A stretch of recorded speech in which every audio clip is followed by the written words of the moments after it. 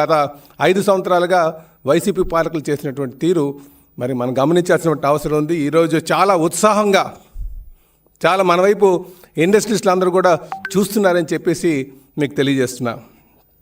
కనుకనే రాబోయే రోజుల్లో యువ నాయకులు లోకేష్ బాబు ఒక సారథ్యంలో మరి మంచిగా మా తెలుగుదేశం పార్టీ కుటుంబ సభ్యుల యొక్క సపోర్ట్తో ఈ రాష్ట్రాన్ని అన్ని విధాలుగా అభివృద్ధి చేస్తారని చెప్పేసి ఈ సందర్భంగా తెలియజేస్తున్నాను. ఈ మాట ఎందుకు చెప్తున్నానంటే తండ్రికి తగ్గ తనయుడిగా ఈరోజు డావోస్లోకి వెళ్ళి మాట్లాడుతున్నటువంటి పరిస్థితి అందరూ కూడా చూశారు. అంటే గత పాలకులు డావోస్కి వెళ్ళినప్పుడు చలి ఎక్కువగా ఉంది కనుక వెళ్ళలేదు, లేకపోతే ఇక్కడ అంతా అంటే ఏదో షో వర్క్ చేయడానికి వెళ్ళేవారు తప్ప ఎక్కడ కూడా సీరియస్గా చేసినటువంటి పరిస్థితి లేదు. కానీ ఈరోజు డావోస్లోకి వెళ్ళిన తర్వాత అక్కడ తండ్రికి తగ్గ తనయుడిగా అక్కడ వారి యొక్క తీరు మనందరూ కూడా గమనించాలని చెప్పి ఈ సందర్భంగా తెలియజేస్తున్నాను. అదేవిధంగా అంటే ఈరోజు పార్టీలో నాయకత్వం యొక్క నమ్మకాన్ని అంటే మా పార్టీ క్యాడర్ యొక్క నమ్మకాన్ని చేకూర్చుకుంటూ ముందుకు వెళ్తున్నటువంటి తీరు, అలాగే ఆయన పాలనా దక్షతతో ఆయన శాఖకు సంబంధించి ఆయన చేస్తున్నటువంటి పనితీరుని కూడా ఈరోజు ప్రజలు గమనిస్తున్నారని చెప్పేసి తెలియజేస్తున్నాను. ఈరోజు పార్టీలో ఉన్నటువంటి ప్రతి కార్యకర్త ఎంతో నమ్మకంగా లోకేష్తో ఉన్నారు. అదేవిధంగా ప్రజలు కూడా ఆయనకి శాఖ పట్ల ఉన్నటువంటి శ్రద్ధని ప్రతి ఒక్కరు కూడా గమనిస్తారని చెప్పి ఈ సందర్భంగా తెలియజేస్తున్నా. ఇదే సందర్భంలో మరి ముఖ్యంగా ఈరోజు స్టీల్ ప్లాంట్ కోసం కూడా మాట్లాడాల్సినటువంటి అవసరం ఉంది. ఎందుకంటే ఆయన యోగాలం పాదయాత్రలో మేము టెంట్ ఆయనకి నైట్ బస ఏర్పాటు చేసింది స్టీల్ ప్లాంట్లోనే. స్టీల్ ప్లాంట్ క్వార్టర్స్ దగ్గరే ఓపెన్ ఏరియాలో ఏర్పాటు చేసాం.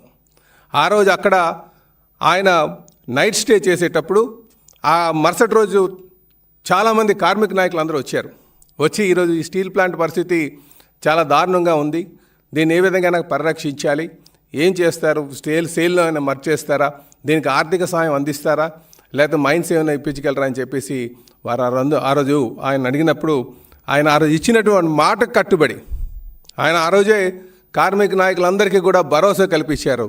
మేము అధికారంకి వచ్చిన తర్వాత ఈ ప్లాంట్ని మేము పరిరక్షిస్తామని చెప్పేసి ఆ రోజు ఇచ్చినటువంటి మాటకు కట్టుబడి ఈరోజు ముఖ్యమంత్రి గారి చొరవతో కేంద్రం మీద ఒత్తిడి తీసుకొచ్చి అలాగే ఎన్డీఏ పార్ట్నర్స్ అందరూ సమిష్టిగా కలిసి సుమారు 11,440 కోట్లు తీసుకురావడం జరిగింది. ఈరోజు ప్లాంట్ను పరిరక్షించడం జరిగిందని చెప్పి ఈ సందర్భంగా తెలియజేస్తున్నాం. ఇందులో లోకేష్ బాబు యొక్క పాత్ర చాలా కీలకంగా ఉందని చెప్పేసి కూడా ఈ సందర్భంగా తెలియజేస్తున్నాను. ఎందుకంటే ఈ ప్యాకేజ్ అనౌన్స్ చేసే ముందు వారు వైజాగ్ కూడా వచ్చారు. వైజాగ్లో ఉన్నటువంటి అందరు ఎమ్మెల్యేస్తో కూర్చొని మాట్లాడి ఏ విధంగా చేస్తే బాగుంటుందని చెప్పేసి వారు ఆ రోజు అందరితో చర్చించి మళ్ళీ ముఖ్యమంత్రి గారి దృష్టికి తీసుకెళ్ళడం జరిగిందని చెప్పి తెలియజేస్తున్నాను. అందుకే ఈరోజు ఈ ప్లాన్ను పరిరక్షించడంలో లోకేష్ బాబు యొక్క పాత్ర చాలా కీలకంగా ఉందని చెప్పేసి ఈ సందర్భంగా తెలియజేస్తున్నాం.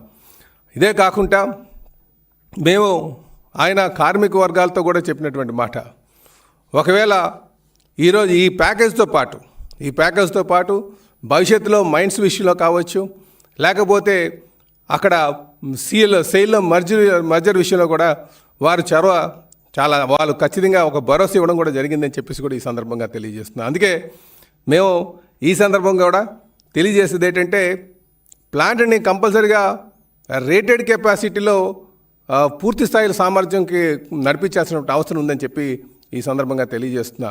పూర్తి సామర్థ్యం ఎందుకన్నామంటే మీరు గత పాలకులు చేసినటువంటిది వైసీపీ పాలకులు చేసినటువంటి తీరు, వారు అధికారంలో ఉన్నప్పుడు ప్లాంట్ కొన ఊపిరిలో ఉండేది.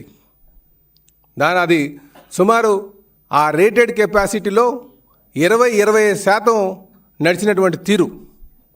అంటే ఏదో విధంగా ఈ ప్లాంట్ని నష్టాలు చూపించి ప్రైవేటైజ్ చేసేద్దామన్న ఒక ఆలోచనతో గత పాలకులు ఉన్నారనడానికి అదొక నిదర్శనం.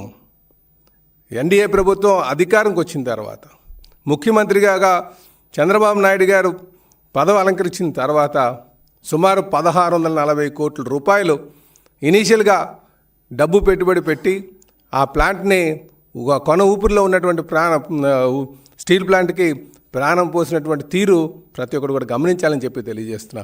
ఈరోజు 11,440 కోట్ల రూపాయలు తీసుకొచ్చి ఆ ప్లాంట్కి ఇచ్చినటువంటి మాటకి కట్టుబడి ఆ డబ్బులు తేవడం జరిగింది.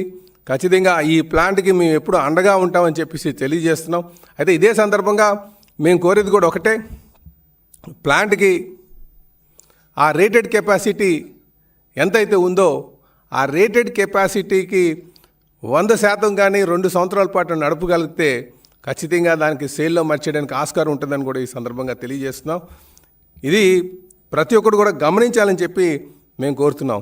అలాగే ఈ ప్లాంట్కి ఎప్పుడు కూడా తెలుగుదేశం, ముఖ్యంగా ఎన్డీఏ పార్ట్నర్స్ అందరూ కూడా అండగా ఉంటామని చెప్పి తెలియజేస్తూ, అలాగే మరొక మారు సంక్షేమం, అభివృద్ధి, సేవలు బ్రాండ్ అంబాసిడర్గా లోకేష్ ఉన్నందుకు వారికి మేము మరొకసారి జన్మదిన శుభాకాంక్షలు తెలియజేస్తున్నాం. ముఖ్యంగా అందరూ గమనించాల్సినటువంటి విషయం ఏంటంటే, సేవ అనేసరికి ఎవరికైనా ఇబ్బందిలో ఉంటే పార్టీ పరంగా డబ్బులు ఇవ్వడం జరుగుతుంది. కానీ లోకేష్ బాబు ఆయన తీసుకున్న తర్వాత, ప్రధాన కార్యదర్శి అయిన తర్వాత, ఆయన ఎవరికైనా ఇబ్బంది ఉన్నా సరే, హాస్పిటల్ పాలైనా సరే, వారికి సేవా కార్యక్రమం రూపంలో వారికి ఆర్థిక సాయం అందిస్తూ ముందుకెళ్తున్నటువంటి తీరు గమనించాలి. అందుకే మేము సంక్షేమం, అభివృద్ధి, సేవకి ఈ 3 కార్యక్రమం కలిపి ఒక బ్రాండ్ అంబాసిడర్గా లోకేష్ బాబు ఉన్నారని చెప్పి తెలియజేస్తున్నాం. అలాగే